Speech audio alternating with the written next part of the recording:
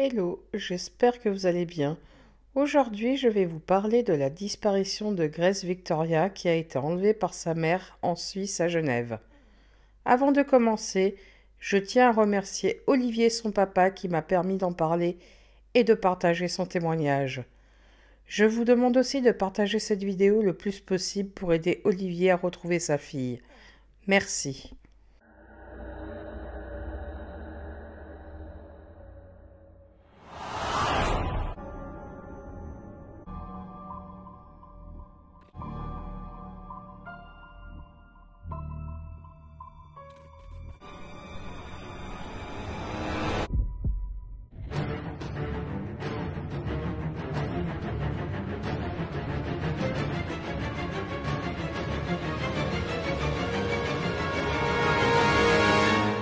Grace Victoria est née le 12 décembre 2013 et elle fait le bonheur de son papa Olivier. Mais ce bonheur vole vite en éclats, car les relations entre Olivier et la mère de Grace Victoria se détériorent. La mère de Grace Victoria est décrite comme une femme cultivée et intelligente, travaillant dans le monde bancaire, mais très instable psychiquement. Et après 2 ans de vie commune, le couple se sépare, mais Olivier reste très impliqué dans la vie de sa fille, jusqu'au 23 juin 2019. Ce jour-là, ce sera la dernière fois qu'il verra sa fille, car la mère de Grace Victoria révoque son droit de visite en l'accusant d'abus sur sa fille. Elle mandate une psychiatre qui auditionne Grace Victoria sans que Olivier, qui a l'autorité parentale, soit jamais entendu. Mais la machine judiciaire se met tout de même en route. Cette période a été difficile pour Olivier, qui a renoncé de voir sa fille sous surveillance dans un lieu neutre pour pas la perturber. Il a littéralement vécu l'enfer. Cet enfer aurait pu être évité, car des experts mettent en cause la prise en charge pédopsychiatrique de Grace Victoria, concluant qu'en l'absence de méthode standardisée concernant l'audition de Grace Victoria, une analyse de crédibilité ne peut être établie. Les experts notent aussi que la pédopsychiatre qui l'a entendue, bien qu'informée que Grace Victoria était restée muette lors de son entretien à la brigade des mœurs, a posé des questions suggestives à l'enfant. Grâce à toutes ces erreurs, l'accusation pénale a été levée contre Olivier. Mais le calvaire n'est pas fini. Le 15 février 2020, la mère de Grace Victoria va récupérer sa fille à l'école et l'enlève en quittant Genève. Pourtant, cela aurait pu être évité, car en décembre 2019, elle a été mise en garde par le tribunal de ne pas quitter la Suisse. Même Olivier a tiré la sonnette d'alarme plusieurs fois, mais la justice ne l'a pas écouté. Mais en janvier 2020, les services sociaux ont tout de même recommandé de retirer la garde à sa mère. C'est sûrement pour cette raison qu'elle est partie, déclare Olivier. Le tribunal a soutenu la décision seulement le 4 mars 2020. Mais Grace Victoria était déjà partie. Si le tribunal avait réagi avant, déclare Olivier, sa fille serait peut-être encore là. Ça fait 2 ans et demi que Olivier se bat pour retrouver sa fille. La justice ne l'aide pas beaucoup. S'il ne fait rien, rien ne se passe. La mère de Grace Victoria est psychologiquement instable. C'est pour cette raison que le tribunal lui a retiré la garde. Et le fait qu'elle soit instable psychologiquement ne rassure pas Olivier.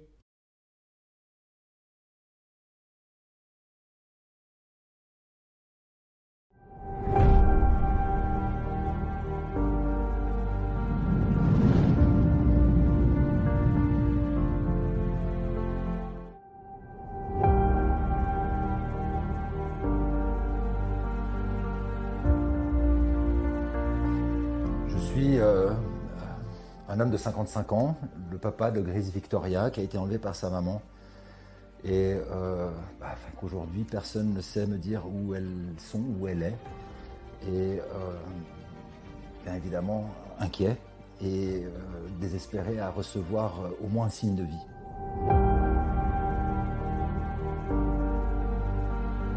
Le propos de cette vidéo, de ce témoignage, c'est bien évidemment dans l'espoir de transmettre un grand je t'aime à ma fille, qu'elle puisse la voir, qu'elle puisse découvrir tout ça et de savoir surtout qu'on n'oublie pas, que je ne l'oublie pas, on l'aime très fort.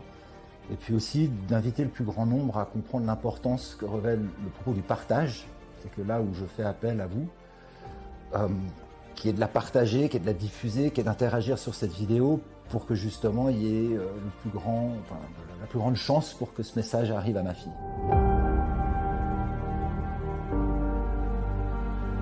Tout a commencé par une rencontre, la rencontre d'une femme. Et même si très rapidement, il y en a beaucoup qui vont peut-être reconnaître le propos quand on parle de relations toxiques, peut-être, ou qui deviennent un peu particulières. Et ensuite, il y a la vie qui avance, qui évolue, et vous vous retrouvez...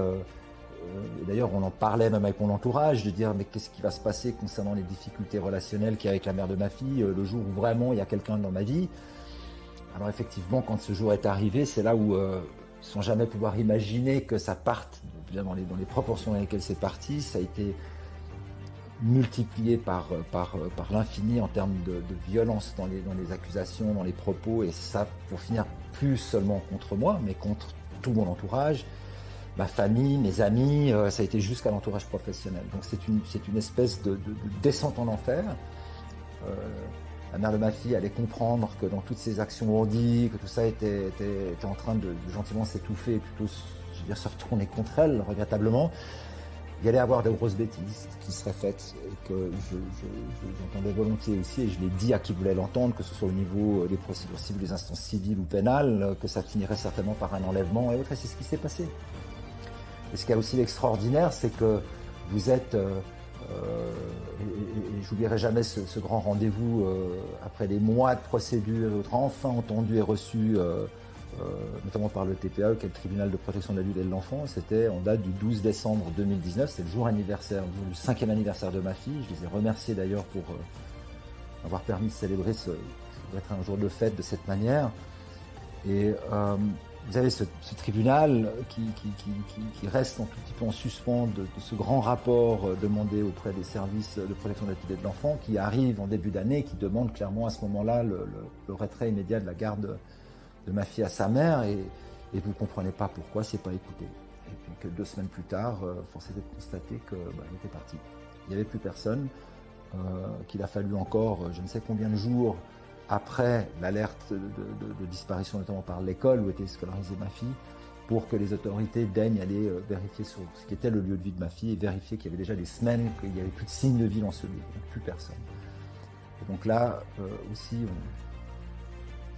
quand vous comprenez que vous ne savez plus rien, et surtout pas où est votre enfant, que vous ne pouvez absolument pas être rassuré juste au seul propos qu'elle soit avec sa mère, pour raison évidente, je crois, et qu'il y a tout d'un coup un espèce de grand vide et surtout un espèce de silence extraordinaire qui s'installe, notamment de la part des autorités. Vous vous retrouvez à devoir comprendre à quel point finalement vous ne connaissez pas aussi d'autres personnes. Je veux dire d'autres. La lumière s'éteint.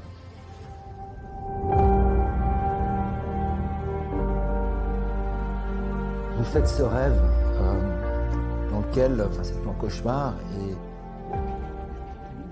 vous sentez que vous avez besoin d'hurler, et puis quand il n'y a pas la voix qui sort. C'est de plus en plus dur, et c'est de plus en plus noir, et c'est de plus en plus le silence, et c'est de moins en moins de personnes qui vraiment vous répondent, et c'est de plus en plus de grands questionnements, ou tout d'un coup même souvenir à ce moment-là de la police judiciaire qui me dit prenez contact avec cette fondation que je nomme volontiers, qui s'appelle Freddy. Vous avez certainement cette femme tout à fait bienveillante, je n'en doute pas, qui vous dit que là où vous êtes, mieux d'oublier votre enfant, parce que vous êtes le père et que de toute façon vous allez avoir tort jusqu'à ce que peut-être le temps vous donne raison et que vous allez vous ruiner. Vous êtes déjà à peu près dans cette situation-là, puisque de toute façon ça vous ruine en énergie, ça vous ruine financièrement, ça vous ruine aussi dans l'entourage, puisque ça va au-delà de vous seulement. Donc non, non, on peut pas bien le vivre. Et en même temps, j'aime à conclure avec le propos que tout a son opposé, et que dans cette complexité, dans cette douleur, dans ce drame et ces extrêmes, à l'opposé, il peut y avoir le bonheur. Et c'est ça qui fait qu'aujourd'hui, je suis encore là, et qu'il y a aussi encore un entourage, et qu'on y croit. Et que le propos d'en parler, c'est de le partager, non pas pour faire pleurer dans les chaumières, mais sensibiliser sur le sujet et de dire oui, bah, plus on en parle, plus on le partage, plus ça va aller peut-être jusqu'à ma fille, ce que j'espère, et plus ça va peut-être aussi mobiliser autour les personnes soudainement pour aider ça. Et il faut encore le vrai propos pour moi aujourd'hui est de ramener le sujet là où il doit être. Ma fille, retrouver Grace Victoria. C'est ça l'urgence.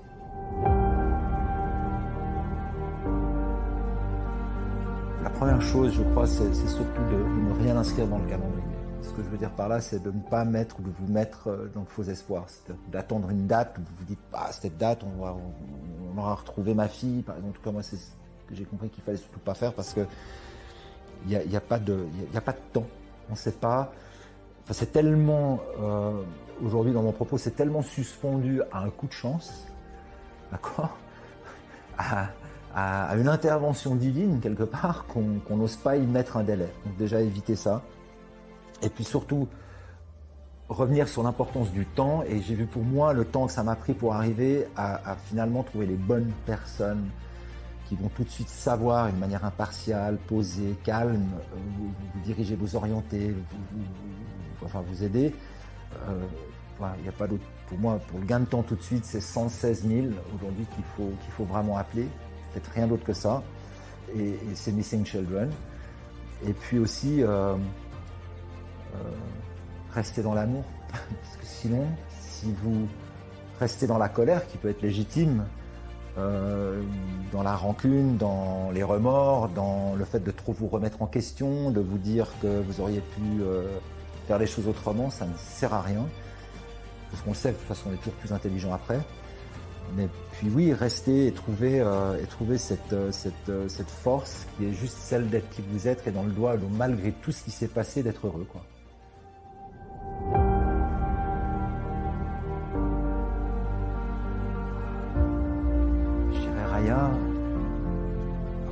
Je l'ai dit et je le pense, sans haine, ni colère, ni jugement.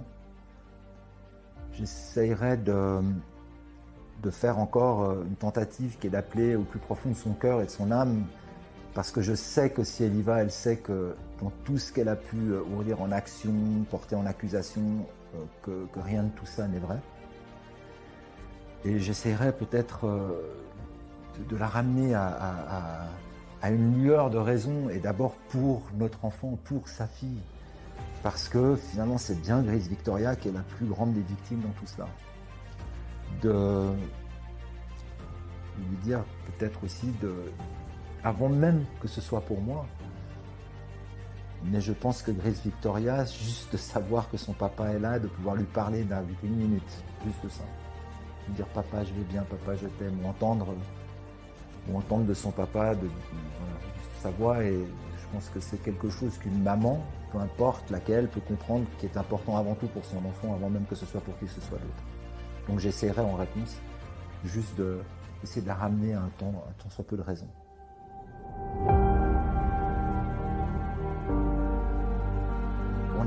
Il y a des idées, il y a des suppositions, mais qui ne sont que des suppositions, peut-être en Bulgarie, puisque c'est le pays d'origine de sa maman, qu'il y a eu de la famille, que peut-être le Canada, où il y a aussi de la famille de la mère de ma fille là-bas.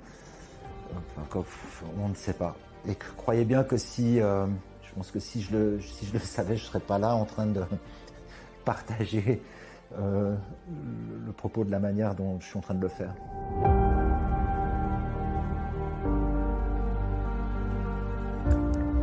Il y a une chose qui est évidente, c'est que la petite princesse a dû bien grandir ces 2 dernières années. Donc il y a une chose que je sais,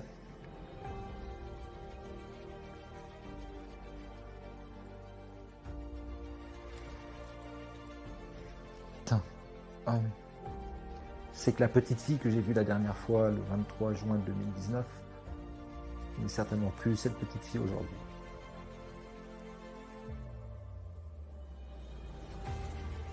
Je crois que la chose la plus importante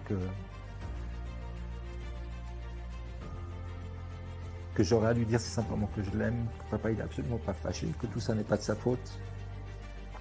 Et puis que l'appréhender, je ne sais pas si je l'appréhende ou pas, je m'en réjouis infiniment évidemment, et toujours avec toutes les réserves qui s'imposent. mais avec aussi, ouais, je sais pas qui je vais retrouver en fait, sachant que c'est ma fille, mais je sais pas vraiment qui je vais retrouver, je sais pas du tout comment elle vit et comment elle aura vécu, je dirais, tout ce temps. Voilà. Donc, mais j'espère en tout cas la retrouver avec un sourire, ça c'est sûr, un grand bonheur.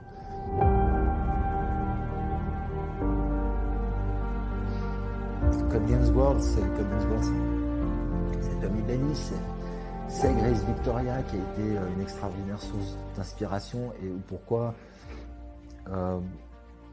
pour moi, le propos de faire tout ce qui est en mon possible pour que ça devienne viral, c'est-à-dire qu'il y ait plein de Tommy Belly dans le monde entier. L'autre, c'est que Grace Victoria le voit, on en voit un. Ce sera pour elle le message que papa est toujours là, que papa l'a pas oublié, et parce que c'est elle qui en est une grande partie, je dirais, dans tout ce qu'elle a pu inspirer, m'avoir motivé à amener ça à la réalité. Et j'ai un souvenir, une anecdote par rapport à ça, où lorsque je lui ai amené les tout premiers prototypes, alors vous juste imaginer que cet enfant a vu papa qui travaillait là-dessus, donc c'était des dessins, c'était des maquettes, c'était rien de concret, tout d'un coup, elle se retrouve avec ses nounours dans les bras et qu'elle voit après des photos que je lui montrais avec toutes ces boîtes qui se préparaient avec la première commande, avec tout ça. Et j'ai un souvenir de résultat qui s'est illuminé extraordinairement en disant c'est tellement extraordinaire, papa, il va y avoir tous ces Tommy Belly dans le monde et puis ça va faire tellement d'enfants heureux. Et enfin voilà, ça c'est pourquoi c'est là et pourquoi je reste déterminé dans le fait d'amener ça, parce que c'est au-delà de Grace Victoria, de voir tout le bonheur que ça amène déjà à plein d'enfants et que ça doit continuer à le faire de manière encore plus importante.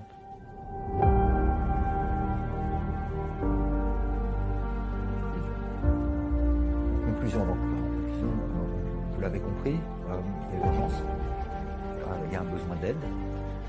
Il y a un besoin d'une chaîne de réaction et autres et qui amène ce partage, cette histoire et ce message au plus grand nombre. Que ça peut aider à retrouver Grace Victoria. Il y a urgence.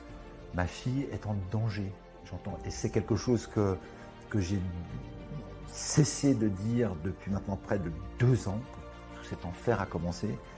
Et que si les autorités ne veulent pas l'entendre aujourd'hui parce que, X raison, je ne sais d'ailleurs même pas vraiment pourquoi ou plus quoi faire pour que tout d'un coup les personnes en charge prennent leurs responsabilités et vraiment font ce qu'il faut, ben voilà, parce que ça doit être entre nous, voilà, et c'est là où je fais appel à vous et on remercie chacun d'entre vous qui partagez, et je vous demande s'il vous plaît, partagez.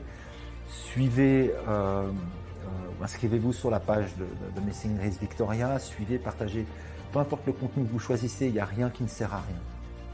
Rien qui ne sert à rien. Et j'aimerais justement avec le plus grand nombre d'entre vous qu'on puisse vraiment se réjouir de célébrer ce grand jour où on aura retrouvé nos vies, tous ensemble. Voilà.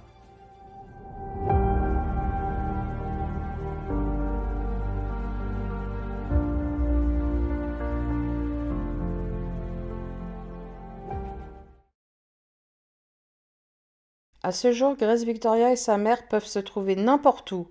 Elles peuvent être aussi en Bulgarie ou au Canada, car elle a de la famille là-bas. Ou elle peut aussi se trouver en Russie ou en Ukraine. Olivier tient une page Facebook depuis la disparition de sa fille. N'hésitez pas à aller voir, je vous mettrai le lien dans la barre de description en dessous de la vidéo. Et s'il vous plaît, partagez au maximum pour que Olivier et sa fille soient de nouveau réunis. Voilà, cette vidéo est finie. Moi, je vous souhaite une bonne soirée et je vous dis à la prochaine. Bye bye.